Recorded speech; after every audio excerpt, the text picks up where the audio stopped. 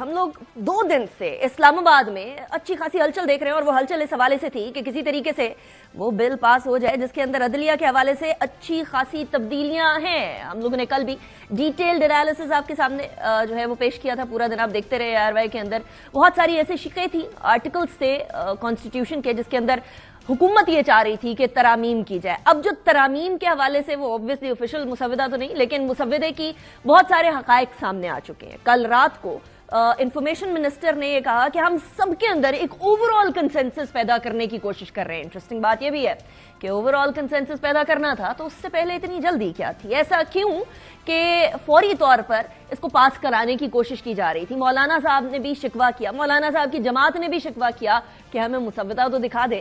کئی پاکستان مسلم لیگ نون کے رہنما بھی کہتے رہے کہ ہم نے بھی ابھی تک مسودہ نہیں دیکھا۔ بہرحال جو لیڈرشپ کہے گی اسی طریقے سے آگے بڑھیں گے۔ آج جب یہ معاملہ کل کھٹائی پڑی اور آج بھی یہ ساری ملاقاتیں چلتی رہیں، بلاول بھٹو زرداری صاحب کی ملاقات بھی مولانا صاحب سے، مولانا صاحب کی اپنی جماعت کی انٹرنل میٹنگز بھی ہوتی رہیں، اس ساری صورتحال میں جو ناکامی کے طور پر دیکھا جا رہا ہے وہ یہ دیکھا جا رہا ہے کہ حکومت باوجود اس کے کہ اس نے ایڑی چوٹی کا زور لگایا وہ آئینی ترامیم نہیں کرا سکی۔ دوسری طرف اگر اس کو پازیٹیو سائیڈ پر دیکھیں، فلپ سائیڈ پر دیکھیں، تو حکومت کہہ رہی ہے ہم تو اوور آل نیشنل کنسنسس پیدا کرنے کی کوشش کرنا چاہ رہے ہیں ان چیزوں میں جو چیزیں میٹر کرتی ہیں، جو پبلک کے لیے امپورٹنٹ ہوں گی۔ وہ پبلک کے لیے امپورٹنٹ ہے یا نہیں ہے، لیکن بڑی ناکامی اس کو پاکستان تحریک انصاف کے علی ظفر صاحب نے بھی قرار دے دیا۔ بڑی ناکامی شائن بات ہے کہ اتنی بڑی ناکامی ہوئی ہے۔ حکومت کے پاس لوگ ہی نہیں تھے، انہوں نے اپنا ہوم ورک ہی نہیں کیا ہوا تھا۔ کل رات کو 12 بجے کی میٹنگ تھی، ادھر ہم نے کئی بار پوچھا کہ کم از کم آپ کوئی ڈرافٹ تو دکھائیں۔ نہ ڈرافٹ تھا، نہ کوئی ڈاکیومنٹ تھا، نہ کوئی کاغذ تھا، نہ کاغذ کا ٹکڑا تھا۔ میں نے تو سنا ہے کہ شاید لا منسٹر صاحب کے پاس بھی کاغذ نہیں تھے موجود۔ حکومت بالکل کنفیوز تھی، ان کو سمجھ نہیں آ رہی تھی، ریکویسٹ کر رہے تھے کہ کائنڈلی ہماری بات مان لیں۔ ڈپریشن میں گئے ہیں، بڑی ناکامی ہوئی ہے، لیکن اس کا ایک فائدہ ہوا ہے کہ جوڈیشری بچ گئی ہے، آئین بچ گیا ہے۔ اب مسودہ نہ ہونے کا، ڈرافٹ نہ ہونے کا، اور اس کے اوپر مشاورت کیسے ہوگی، اس کا سوال تو بیرسٹر گوہر نے بھی اٹھا دیا۔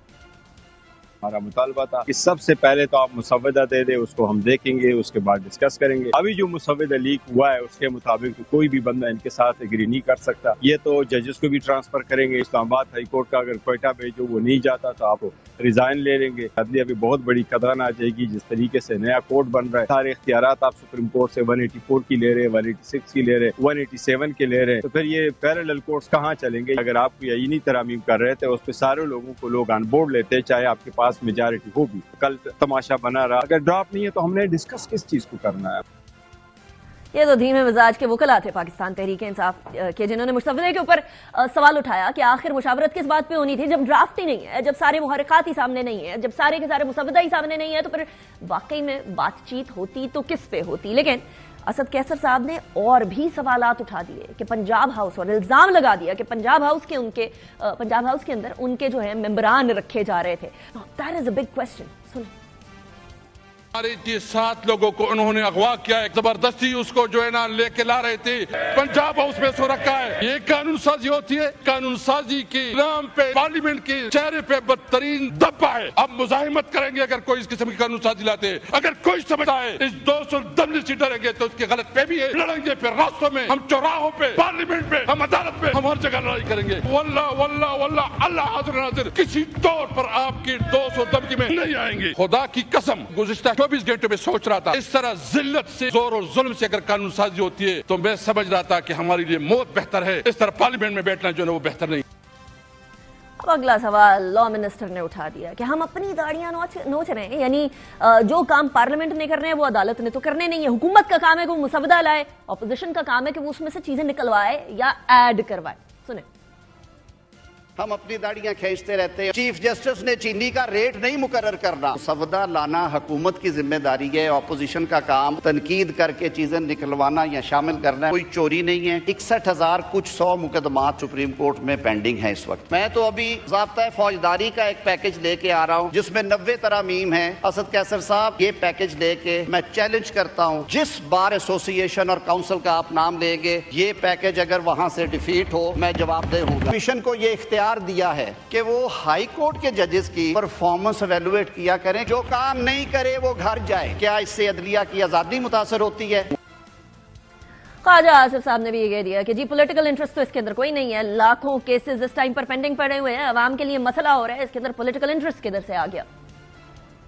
ये ड्राफ्ट जो है हमारी दानिश में कॉन्स्टिट्यूशनल इम्बैलेंसेस जो हैं उनको करेक्ट करने का एक अटेम्प्ट था। 19वीं तरमीम जो है उसको अनडू करने का एक अटेम्प्ट है। 27 लाख केस पेंडिंग है। अगर एक अटेम्प्ट किया जा रहा है जुडिशरी का बोझ कम करने के लिए तो इसमें किसी का कोई पॉलिटिकल इंटरेस्ट नहीं है। अच्छा जी, मौलाना साहब के रिस्पांस को पॉजिटिव करार दिया इरफान सिद्दीकी साहब ने। ये बड़ी इंटरेस्टिंग बात है क्योंकि मौलाना का रिस्पांस कल तक हम इंतजार कर रहे थे कि किसकी सिमत पर उनका जो है वो ऊंट उनकी किस करवट में बैठेगा, लेकिन वो ऊंट जो है वो किसी करवट नहीं बैठा, करवटें इंतजार कर रही हैं, but that has not happened. Irfan Siddiqui साहब ने क्या फरमाया सुना। 2.5-3 घंटे की मीटिंग में ऐसा नहीं देखा है। मौलाना का रेस्पॉन्स था वो बहुत पॉजिटिव था, बहुत मुस्बित था, और उन्होंने हुकूमत की राय से इत्तफाक करते हुए और हमने उनकी राय से इत्तफाक करते हुए ये तय किया है कि कुछ दिन और इसको इंतजार किया जाए, मौलाना को अपनी राय कायम करने दी जाए, जो कि राय की हद तक उन्होंने किसी चीज से इख्तलाफ फिलहाल नहीं किया। वो जो ज़ियात में जाएंगे अपनी राय देंगे। इंटरेस्टिंगली ये सारी सूरत हाल के बाद जो इत्तेहादी हैं उनका मौक़िफ़ भी सामने आया। खुर्शीद शाह साहब ने क्या फरमाया मुलाकात के बाद, सुन।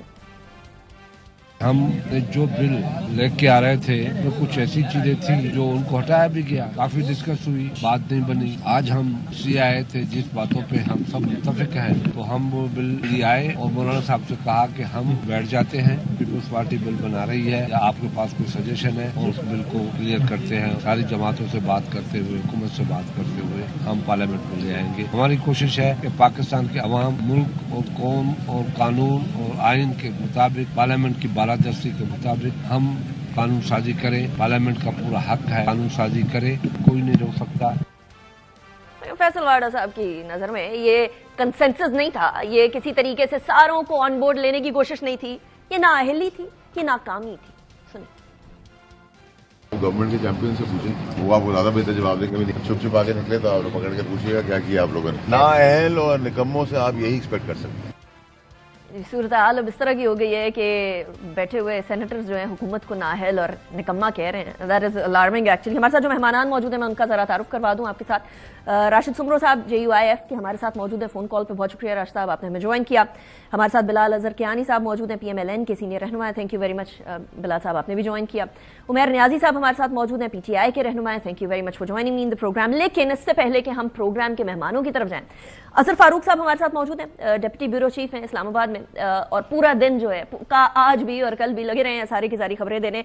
ये मुजवजा आईनी तरमीम जो एक मुअम्मा बनी हुई थी अजहर साहब, उसकी कुछ चीजें आप नुकात सामने लेकर आए हैं। ये नुकात स्पेशली जो बिल्कुल किसी तरीके से एक्सेप्टेबल नहीं थे, मौलाना साहब को एक्सेप्टेबल नहीं थे, जिसके ऊपर आके मामला अड़ गया, जरा उनके ऊपर भी रोशनी डालिएगा। देखिए जी, जिन नुकात पर इत्तेफाक नहीं था मौलाना फजल रहमान और हुकूमत के दरमियान, उन नुकात को जो है वो ड्रॉप कर दिया गया है। आज दिन हमने स्टोरी जो है वो ब्रेक की थी। जिन नुकात पर हुआ है वो काफी लंबी चौड़ी तफसीलात हैं, तो पहले हम दे चुके हैं, उसकी मेरे ख्याल जरूरत नहीं है। लेकिन कल रात को जब खसूसी कमेटी पार्लियामान की खत्म हुई तो उस वक्त बिलावल भुट्टो जरदारी ने मौलाना फजल रहमान को मुखातिब करके कहा कि आपके जितने भी मुतालबात थे वो हमने मान ली हैं तरामीम के हवाले से, अब जो है वो मिल के आगे बढ़ना चाहिए। तो उस वक्त मौलाना फजल रहमान ने कहा कि एक दो ऐसे इश्यूज हैं, नुकात हैं जिन पर अभी बात होनी है। चुनांचे उस मीटिंग में ये तय पाया कि Bilawal Bhutto Zardari chairman peoples party, वो और मेयर जो कराची हैं मुर्तजा वहाब साहब, वो आपस में बैठेंगे और उसके बाद मौलाना फजल रहमान साहब के साथ मुलाकात करेंगे और वो जो 2-3 इश्यूज हैं, नुकात हैं, उनको जो है वो तय किया जाएगा। असूली तौर पर बेशतर ऐसे नुकात हैं जिन पे मौलाना फजल रहमान जो है वो एग्री कर चुके हैं, जिनमें एक तो चीफ जस्टिस के तकर्रुर से मुतल्लिक एक पैनल की तश्कील है। पैनल आएगा 5 जजेस का और उससे चीफ जस्टिस का तकर्रुर होगा, उस पर मौलाना फजल रहमान इत्तेफाक कर चुके हैं, बल्कि ये तजवीज़ भी उनकी थी। इसके साथ साथ 19वीं आलमी तरमीम का जो खात्मा है और जुडिशल कमीशन का जो नया क़याम है, जिसमें पार्लियामान की कमेटी को जुडिशल कमीशन में नुमाइंदगी दी जाएगी, बल्कि यकजा किया जाएगा जुडिशल कमीशन में जजेस की तकरीर से मुतल्लिक, वो भी मौलाना फजल रहमान साहब की तजवीज़ थी, उस पर भी इत्तेफाक हुआ है। निगरान वज़ीर आज़म का तकर्रुर जो है उसका तरीक़ाकार तब्दील करना, चीफ इलेक्शन कमिश्नर के तकर्रुर का जो तरीक़ाकार है उसको बदलना, اس پر بھی اتفاق ہے مولانا فضل الرحمان اور حکومت کے درمیان. اس کے ساتھ ساتھ تو اور بھی ایشوز ہیں جن پر کافی حد تک بالخصوص جو آئینی عدالت ہے اس کی جو سربراہ کا یہ بڑا اہم ہے. اس میں دو جو ہیں وہ ایشو سامنے آئے تھے کہ آئینی عدالت کا سربراہ جو ہے وہ کون ہوگا. اس پر حکومت کی یہ رائے تھی کہ ایج جو ہے وہ بڑھا دی جائے, ریٹائرمنٹ کی تو 68 سال کر دی جائے. مولانا فضل الرحمان نے اس پر اعتراض کیا. ذرائع کا یہ کہنا ہے کہ مولانا فضل الرحمان کا موقف تھا کہ پرسن اسپیسیفک جو ہے یہ نہیں ہونی چاہیے. تو اس پر یہ فیصلہ ہوا کہ چلیں ریٹائرڈ جو جج ہے سپریم کورٹ کا وہ سینئر ترین جج ہونا چاہیے, اور اس پر اتفاق ہوا ہے کہ کوئی جو بھی ریٹائرڈ سینئر ترین جج ہوگا وہ آئینی عدالت کا سربراہ ہوگا. And this is important. This is important. Thank you very much for joining me in the program.